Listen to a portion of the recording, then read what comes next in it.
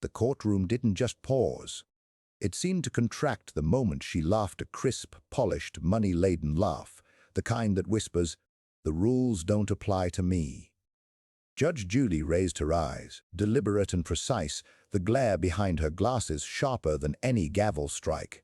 For a brief moment, the wealthy girl leaned back, smirking as if she owned the room, the case, even the judge.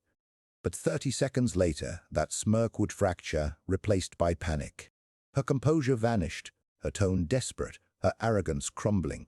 What triggered the change? What Judge Judy said next will leave you speechless. The smirk clung stubbornly to her lips, like a signature she assumed the world already acknowledged. The camera slowly traced her movements, catching the shine of gold bracelets, the flawless manicure, the casual tilt of her chin. She didn't just occupy the courtroom, she performed in it as though every eye existed to admire her. Judge Judy watched, still and unwavering, posture controlled as if waiting for the girl's arrogance to finish its self-introduction. "Name," Judy said, just that single word, clipped and neutral, deliberate. Christina flipped her hair back, as if the motion itself were her introduction. "Christina," she drawled, each syllable dripping with the confidence money can buy. "Christina Hale." Light, dismissive, her voice floated upward. The smirk widened, confirming what everyone already suspected. She expected this to be effortless, a victory granted simply because she couldn't imagine anything else. Across the aisle, the plaintiff, a quiet college student named Mia, clutched a worn folder. Its edges were frayed, softened by weeks of handling. Her fingers trembled, not from fear of Judge Judy, but from the weight of the story contained within. One tale retold too many times, one debt carried too long. Judy turned her attention to Mia. "You may begin."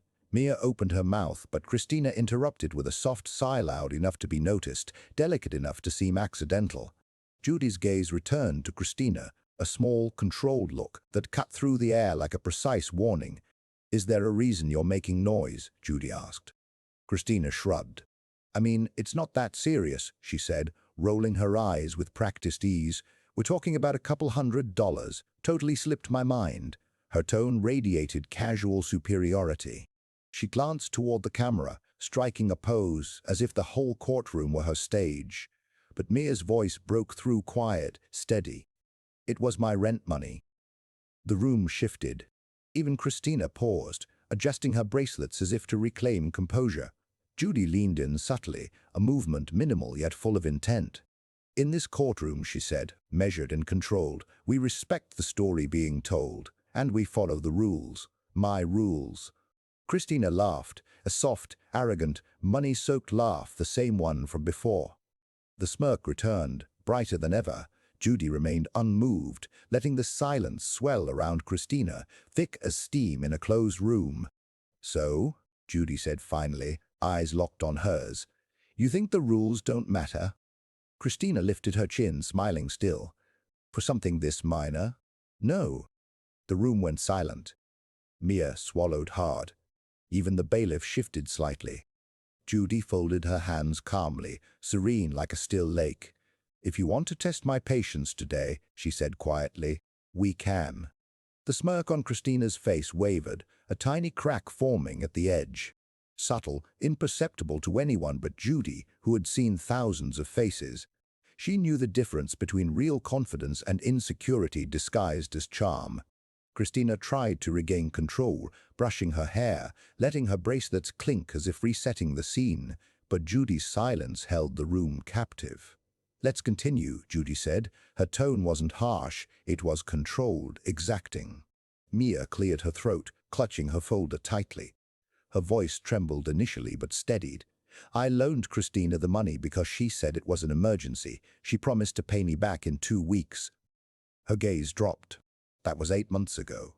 Before Judy could respond, Christina interjected, laughing lightly and waving a manicured hand.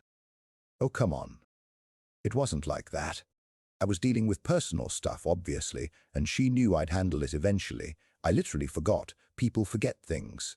Her shrug was casual, but beneath it something uneven lingered. Judy studied her. "You forgot?" she asked. "Yes," Christina answered quickly, too quickly. "It just slipped my mind. 8 months? Judy tapped the bench. 8 months is a long time to forget. Christina hesitated. Well, I've been busy. The courtroom murmured softly, disbelief, not sympathy. Even Christina's mother shifted in her seat. Judy gestured toward Mia. Go on. Mia nodded, retrieving a few papers from her folder. The edges trembled in her hands. She said she needed the money for car repairs. She handed the documents to the bailiff, who passed them to the bench. Pictures of shopping, parties, trips. Christina stiffened. That's out of context, she snapped, voice sharper. Everyone takes pictures when they go out. Judy didn't respond to the tone, only the question. Do these reflect the emergency you claimed? Christina shifted uneasily. Her bracelets no longer sounded confident, they rattled. I mean, priorities change, she muttered. Her smile attempted a return, but it was forced, stiff at the edges. I thought we were fine. I thought she was fine. Mia's voice cut through the tension, soft yet piercing. I was not fine. A heavy, honest silence followed. Christina's eyes flicked away, not defiantly but evasively. Then Judy opened the folder Mia had provided, flipping carefully through the pages. Her brow lowered slightly, just enough to shift the atmosphere. Christina swallowed. For the first time, her confidence seemed borrowed, not innate. Without looking up, Judy said, Miss Hale, would you like to explain this? The question hung in the air, quiet yet impossible to ignore. Christina blinked, her poise thinning. Her lips parted as if ready to speak, but no sound emerged. The courtroom seemed to shrink, walls leaning in, straining to hear her next words. Judy didn't rush her. She simply waited, eyes on the papers, as if truth were clearer on the page than in the excuses swirling around it. I don't know what that is, Christina finally muttered, shifting in her seat. The bracelets that once rang with confidence now tapped nervously against the armrest. Judy turned the page for the audience. The bailiff stepped forward, displaying texts, full conversations, timestamps, promises that had once seemed casual, almost careless. Each message slowly unraveled Christina's polished facade. Maya kept her gaze low, almost embarrassed by the exposure, but Judy gestured for her to continue. These are the messages I saved, Mia said softly. She promised to pay me back on the 1st of every month. She said she bought me a thank you gift she never delivered. She told me she was getting her life together when I asked again. Christina scoffed, brittle and defensive. People exaggerate when they're stressed. Everyone does. Those texts don't prove anything. Judy lifted her eyes sharp, calm, cutting through the murmurs. They prove a pattern, she said. The word landed like a strike. Julie continued, reading aloud. Do not be dramatic. I will handle it. I always handle things. And another, you act broke and it stresses me out. The audience murmured again. Head shook. A sharp exhale punctuated the silence. Christina's cheeks flushed red. She opened her mouth to speak, but Judy raised a hand not aggressively, but like a surgeon pausing before the next incision. Mia gripped her folder tighter. I asked her for the money because I was behind on rent. I was working 2 jobs. I couldn't afford groceries. She saw all of that. She laughed it off. The weight of her words settled over the room like dust after a collapse. Christina's jaw tightened. I didn't think it was that serious, she whispered, but uncertainty now colored every syllable. I thought I don't know. I thought she'd be fine. Fine, Judy repeated, letting it echo. Miss Hale, people who are fine don't ask for help. People who are fine don't borrow money they never intend to return. Christina flinched. And people who are fine, Judy added, turning the page deliberately, do not send messages like this. The next page revealed something the cameras hadn't seen. A single screenshot, a joke Christina had made about Mia. The smirk vanished. Silence fell completely. When Judy raised her eyes this time, there was no softness, only truth, razor sharp. The tension built slowly, thick as water warming before the first bubble breaks. Judy held the screenshot between her fingers, studying Christina like one studies a painting finally understood. Ms. Hale, she said, soft, almost gentle, this message you sent, does it reflect how you truly felt about the plaintiff? Christina shifted, her pulse visible at her neck. I mean it was a joke, she stammered. Everyone jokes with their friends. Judy tilted her head. A joke? The word landed with zero humor. She turned the page fully, revealing the camera-ready screenshot. I'm not paying her back until she stops acting poor. It's embarrassing. Gasps rippled through the gallery. Even the bailiff looked away, not in pity, but in second-hand shame. Christina's smirk was gone. That wasn't serious, she insisted, voice rising too fast, too loud. People talk like that when they vent. You can't take it, Miss Hale. Judy interrupted, calm and precise.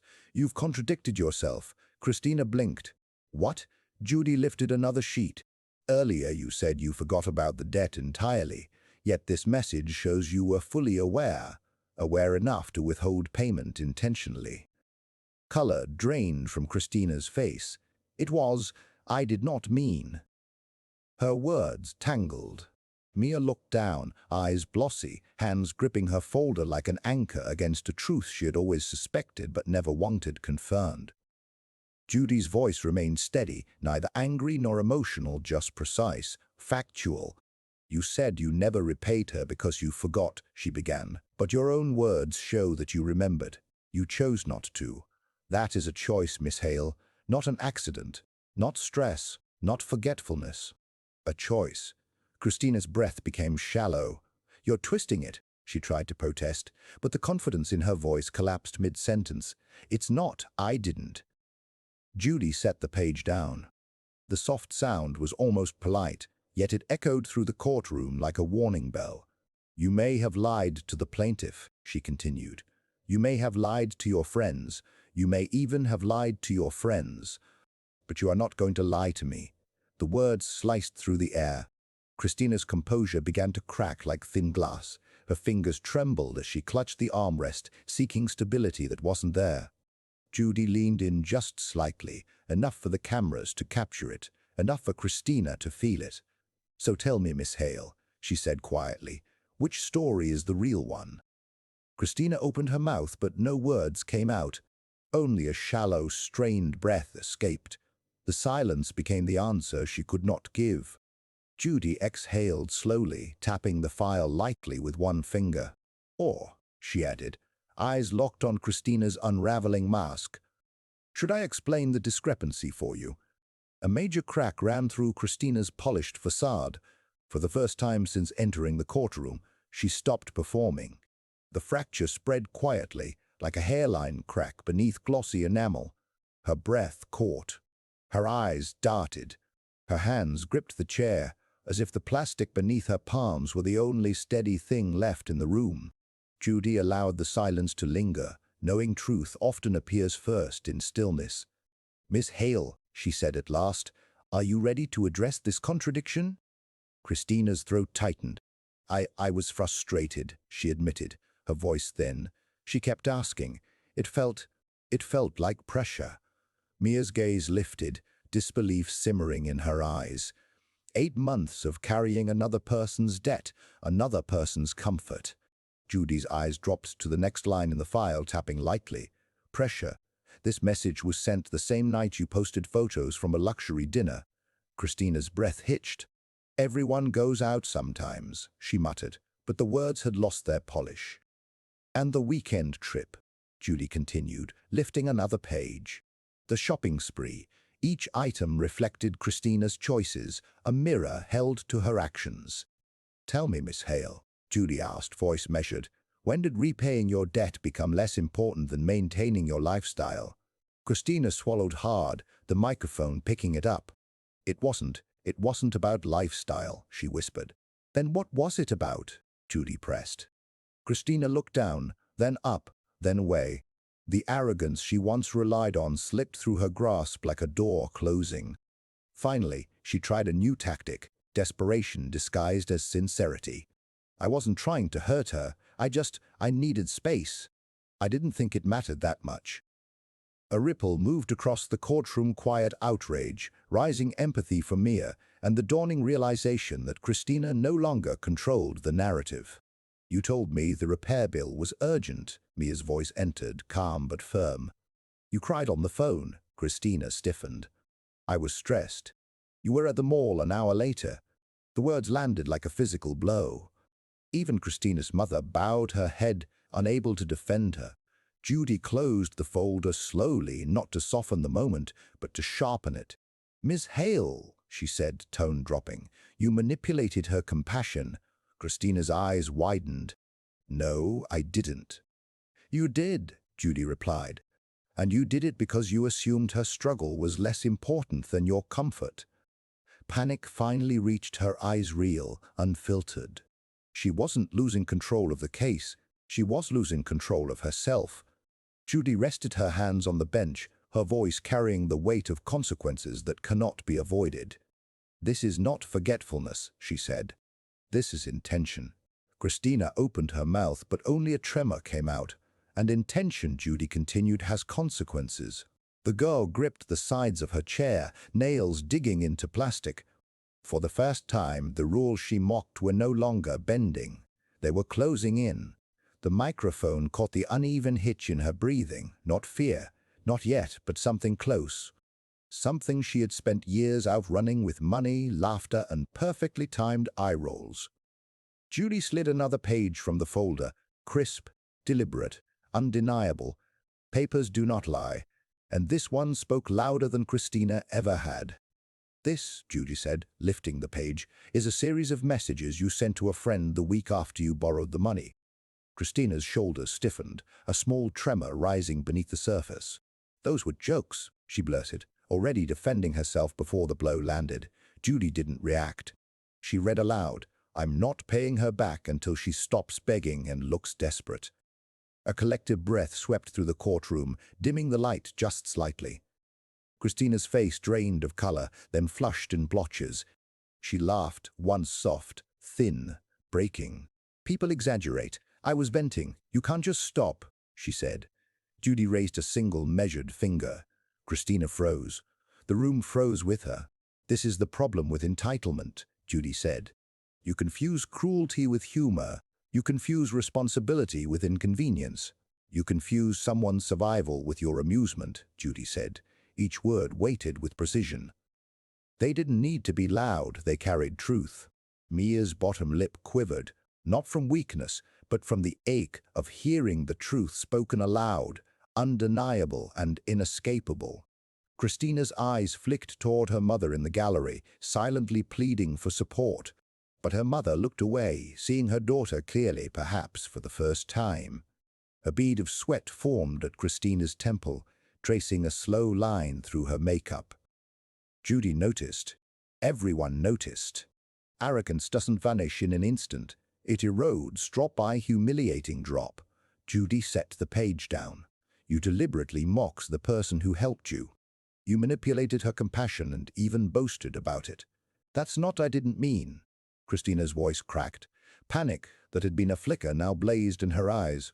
"I wasn't trying to be cruel," she whispered. "Then what were you trying to be?" Judy asked, calm, cutting. "Because this, Miss Hale, is not forgetfulness. This is choice. This is character." The words hung heavy in the air. Christina gripped the table edge, fingertips whitening, breath shaky. She looked like she might speak, but nothing emerged. Judy folded her hands, silent. "We are far from done." The sentence hicked like a gavel. Christina's chest trembled.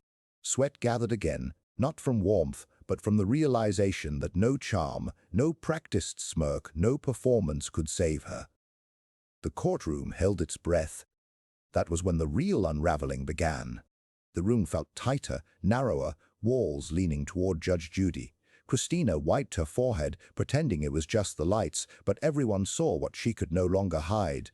Arrogance was sweating.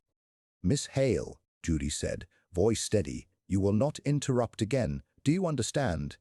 Christina nodded, small and trembling. Yes, Your Honor." The shift was subtle, but seismic. The girl who had entered with a smirk now answered like a student before a disappointed teacher, shoulders curling inward, voice fractured. "The rules are not suggestions, they are boundaries," Judy continued. "You will follow them." Christina attempted to sit upright, reclaim a trace of her old posture, but it faltered halfway. Her back stayed curved, chin down, eyes darting anywhere but toward the bench. Mia glanced at her not with triumph, but with quiet, uneasy sympathy. Someone witnessing another finally faced the chaos they created with their own hands. Judy noticed and turned to Mia. "You may continue." Mia nodded, summoning courage. When she stopped responding, I thought something was wrong. I checked her social media. She was traveling, shopping, celebrating. Christina winced not at the words but at the murmurs sweeping through the gallery like a rising tide. Judy raised her hand. Silence fell instantly. "Miss Hale," she said, "is there anything in that statement you wish to dispute?" Christina hesitated, lips trembling. She opened her mouth, then remembered the warning. "No," she whispered. "It's true." Her mother pressed a hand to her mouth, shame and disbelief rippling across her face, more painful than any legal penalty. Christina noticed. The impact struck her like a blow. Her breaths quickened. "Look at me," Judy commanded. Christina lifted her eyes. "When you break rules in my courtroom," Judy said, low and controlled, "you reveal who you are outside of it. Rules aren't walls to trap you, they guide you. And you've been climbing over them for years." The words landed like stones in still water, rippling across Christina's carefully curated illusion. She gripped the chair, nails leaving faint marks in the plastic. She swallowed, blinking too fast. Then frustration erupted through fear. "This is ridiculous," she snapped, voice cracking with panic and pride. "Everyone borrows money. Everyone forgets. Why am I being made into some villain?" Gasps rippled like sparks across dry leaves. Judy's expression remained calm, precise, devastating. "Because, Miss Hale," she said, "your behavior made you one." The courtroom went utterly silent. Christina's breath faltered. That silence would not shield her from what came next. Judge Judy's words hung in the air, small but capable of burning everything Christina pretended to be. Her breath hitched again, now impossible to hide. Panic pressed against her ribs. The courtroom watched, not cruelly, but with a collective understanding of the reckoning finally unfolding before them. The story has shifted, the air has shifted, and Christina feels it more than anyone. Judge Judy does not raise her voice. She does not lean forward or back. She simply exists with a presence that bends the room around her. "Ms. Hale," she says, calm and precise, "your outburst only confirms what we have already seen. Respect is optional to you, but in this courtroom, respect is the floor you stand on. You have been trying to walk without it."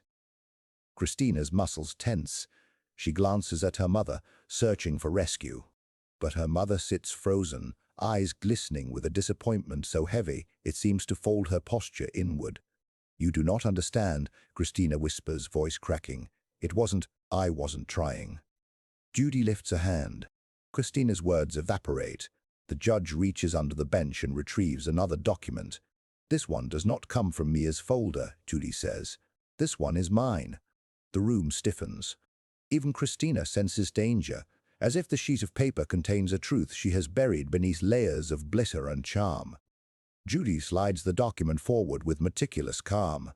"This," she says, "is a financial report obtained through standard pre-hearing procedure." Christina stiffens completely. Too fast. Too real. Judy sees it. The cameras see it. The room tastes it. "You have presented yourself," Judy continues, "as someone of means.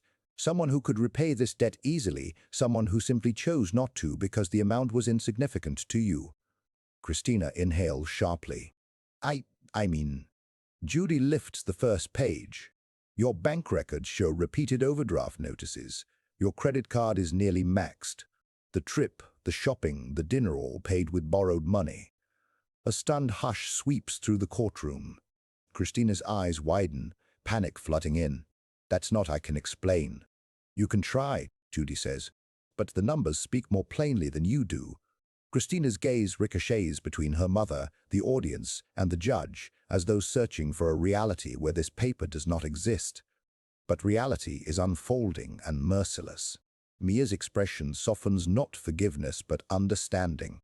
Christina was never wealthy. She was drowning while pretending to swim, dragging others under to keep up appearances.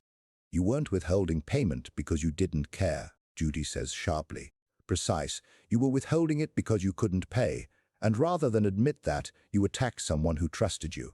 Christina covers her mouth. A sob threatens to escape. You lied, Judy concludes, not about money, but about yourself. The power flips. The courtroom feels it. Mia feels it. And Christina, trembling, exposed, feels it most of all. Judy pauses, sliding another page onto the bench. That is where the real twist waits. The room falls into a heavy, almost sacred stillness, the kind that only forms when truth finally stops hiding. Christina's hands hover uselessly in her lap, fingers curled as though afraid to touch anything. The lie she lived for months now sits exposed on the bench, black ink on white paper. Undeniable. Judy has not even read it yet. She hasn't needed to. Miss Hale, Judy says, voice steady, I want you to listen carefully. Everything you have said until now has been an attempt to protect an image, not a fact. Christina's breathing quickens. I didn't try to hurt. This isn't about intent, Judy interrupts. This is about pattern. Pattern. The word strikes Christina harder each time. Judy lifts the second page. This is a list of individuals who submitted statements after learning this case was being heard. Christina's eyes widen. Panic ignites like a spark catching dry leaves. They're lying.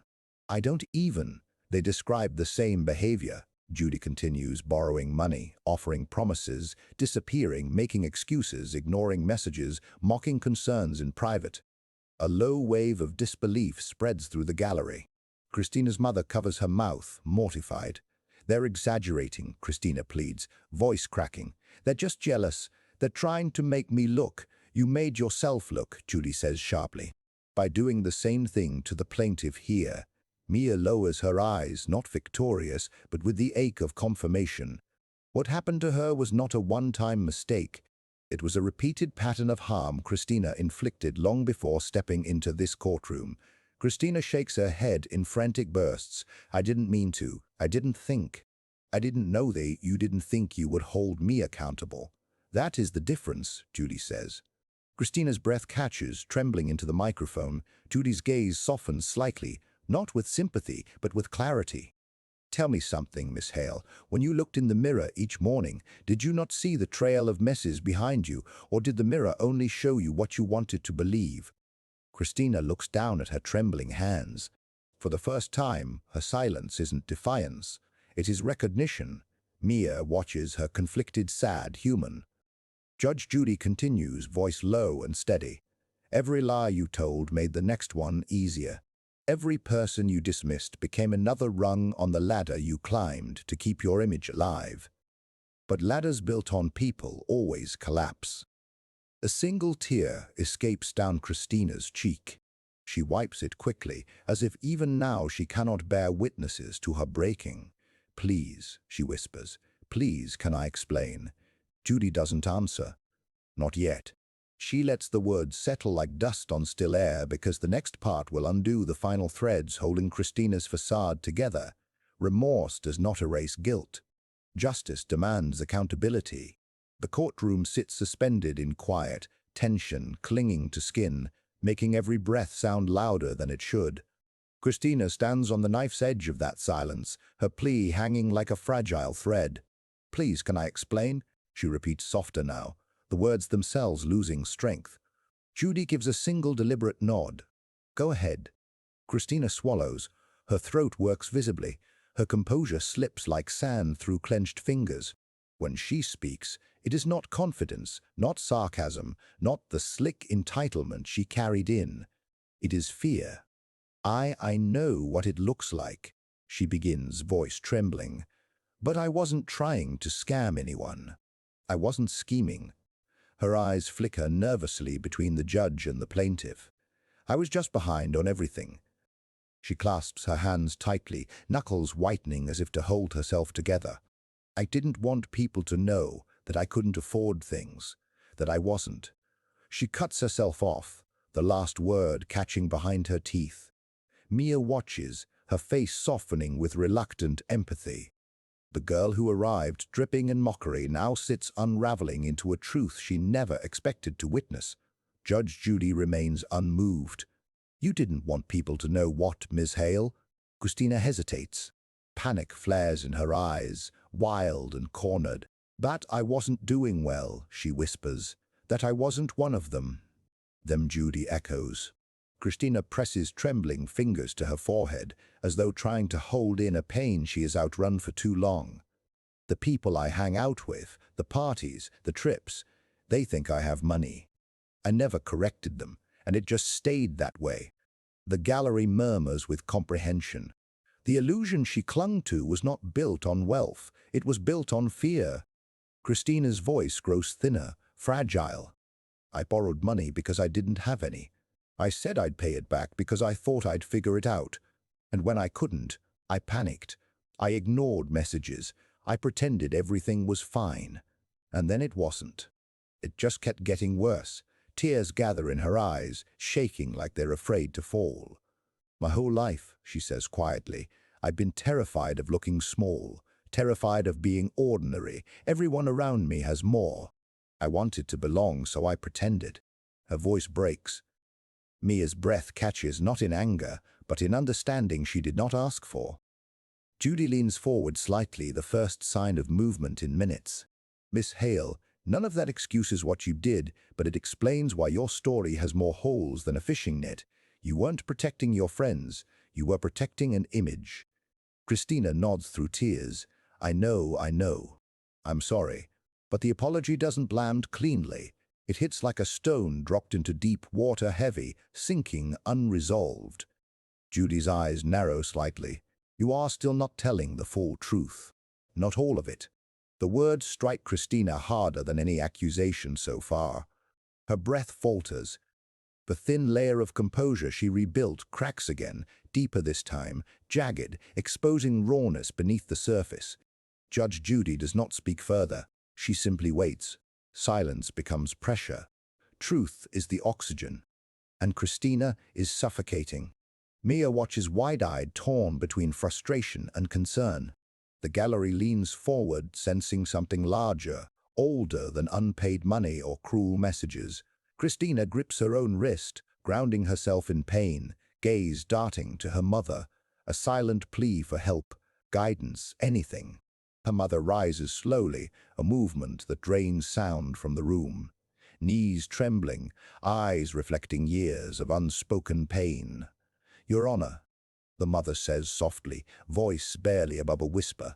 May I say something? Christina whips her head toward her. Mom, don't, she begs under her breath. Judy nods. Go ahead. The mother swallows, hands trembling. She doesn't do this because she's cruel or because she feels superior. Her eyes flicker toward her daughter, heavy with heartbreak. She does them because she's terrified. Christina closes her eyes, a slow, painful shut, as if the truth sears through her. Her mother's voice frays at the edges. When she was growing up, everything was competition. Everything was comparison. Her father. She stops, swallowing hard. He made her believe she wasn't enough unless people admired her. Unless she was the best, the prettiest, the most impressive. She learned to lie early, not to hurt others, but to survive what she thought she had to be. Judy studies Christina's face. The edges crumble. Truth carves through her expression like light breaking through storm clouds. Christina exhales, long and shuddering, carrying years of weight. I didn't want anyone to know I was struggling, she whispers, voice cracking. A tear slips down her cheek despite her efforts to blink it away. I thought if they knew, they'd leave. Her voice falters. I thought if people saw the real me, not the girl with the clothes, or the friends, or the trips, they'd treat me like I didn't matter, like my dad did. A stunned quiet swallows the room. She wipes her face with trembling fingers. So I faked it, all of it. The lifestyle, the attitude, the confidence. I thought if I borrowed enough sparkle, I'd eventually glow for real. Her voice collapses.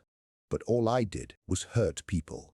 Even Mia's breath shakes, not in anger, but in recognition of the humanity now unveiled. Christina looks at her fully for the first time since the case began. I'm sorry, she says, fragile, breaking. I really am. Judy closes the folder gently, not as a dismissal, but as acknowledgement. The core truth has surfaced, and it changes everything. Christina's worst lie wasn't about money, it was about who she was. And now, everyone finally sees her.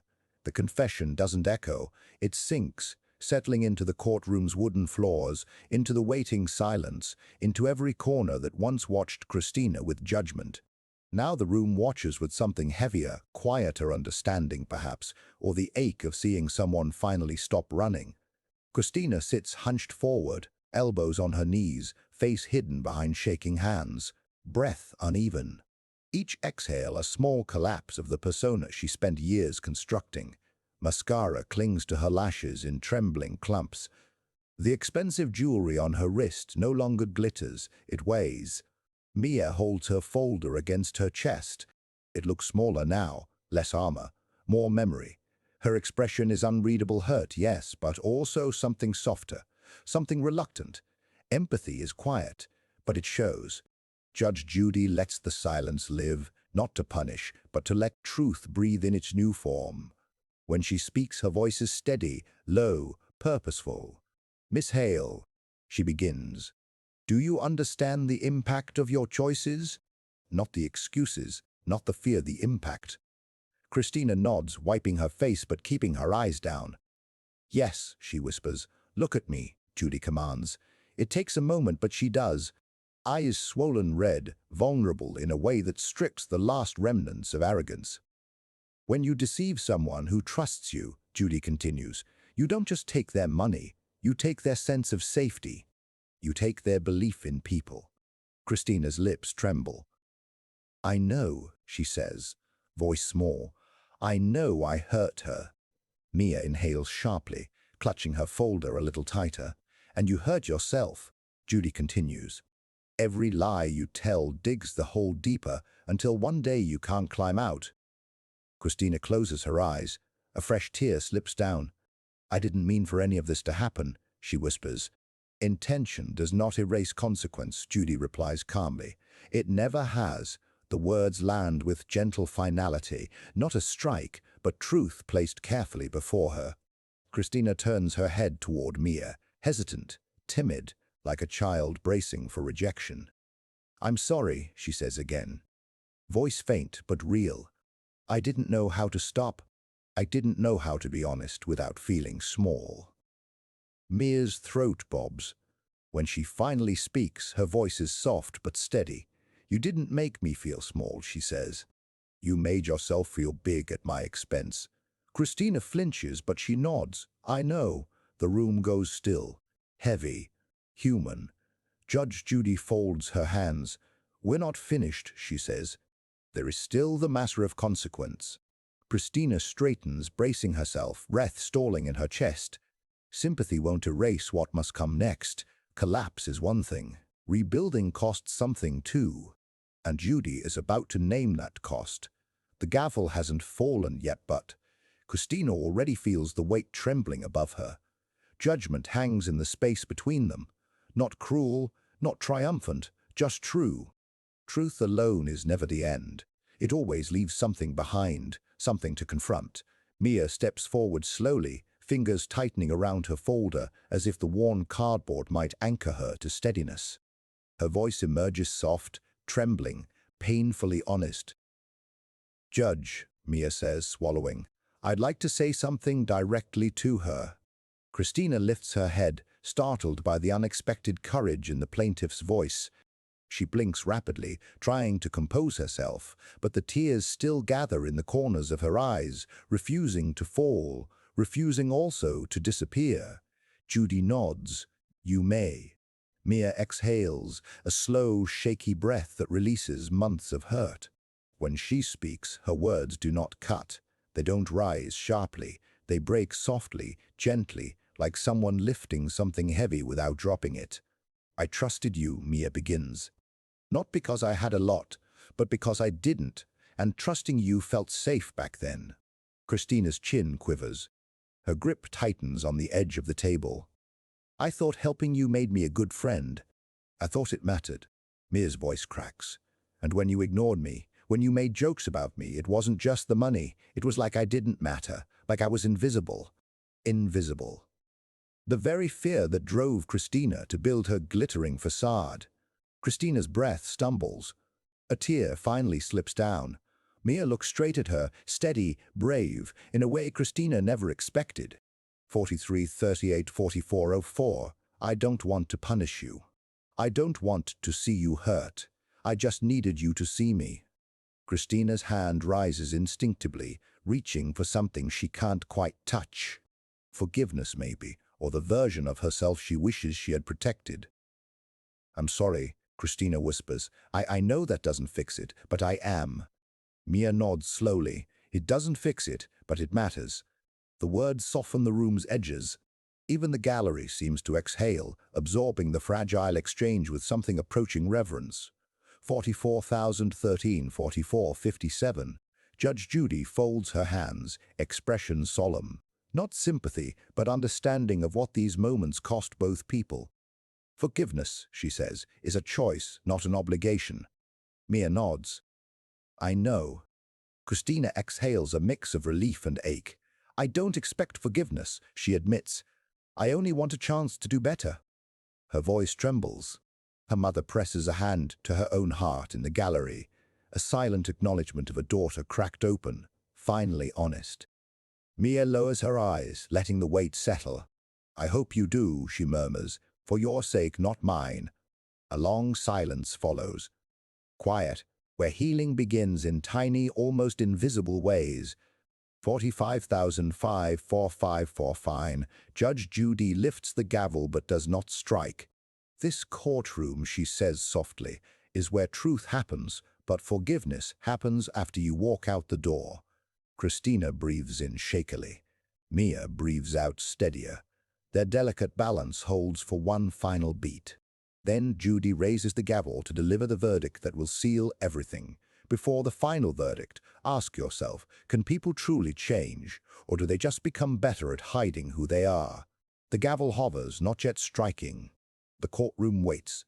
The air hums quieter now, steadier truth settling into its rightful place. 45-449-46-28. Christina sits upright, shoulders trembling, mascara smudged under swollen eyes. No jewelry glitters, no smirk survives. She looks smaller, not defeated, but shed of armor that never fit. Mia stands beside her, holding the worn folder, not as a shield anymore, but as a reminder of the journey that brought her here. Her expression is calm, grounded, softened by the emotional storm they survived. Judge Judy lowers her gaze to the papers one final time, then back to the two young women. 46-28-46-50. This court finds in favor of the plaintiff, she begins, voice firm but measured. Christina flinches but doesn't protest. She nods, accepting the judgment with steadiness she didn't have before. You will repay the full amount owed, Judy continues, and due to the documented pattern of deception, you will pay additional damages. This decision is final. 46-50-47-10. The words feel heavy, crushing, but in the stillness, they feel like something else entirely. They feel like an ending Christina needed. They feel like an ending Christina needed. They feel like a beginning Mia deserves. Christina wipes tears from her chin. I understand, she whispers. For the first time, it sounds like she truly means it. 47-21-47-39. Judge Judy regards her with seasoned clarity. Ms. Mees, hail, she says softly. You have spent a long time trying to be noticed for the wrong things. The world doesn't need your perfection. It needs your honesty. Christina looks up, eyes trembling. Something in her shifts small but real. 47-39-48, those three. Judy turns to Mia. You showed remarkable restraint and dignity. I hope today gives you closure, not bitterness. Mia nods gently. It does. Thank you. The judge leans back, expression settling into steady calm. Let this be a lesson to both of you. Integrity is not what you show the world. It's what you stand on when everything else falls away. 48-3-48. 48. Cell lens blankets the courtroom. Not tense, but the kind where people absorb a truth that lingers long after the gavel drops. Judy lifts the gavel. Judgment for the plaintiff, she says. The sound cuts the air cleanly, decisively. Christina exhales a long, quivering breath like someone who has finally stopped running. Her mother steps forward, hand on her daughter's shoulder. This time, Christina lets herself be held. Mia gathers her folder, looking at Christina one last time, not with resentment, but understanding shaped by everything endured. Christina whispers, "I will do better." Mia nods once. "I hope so."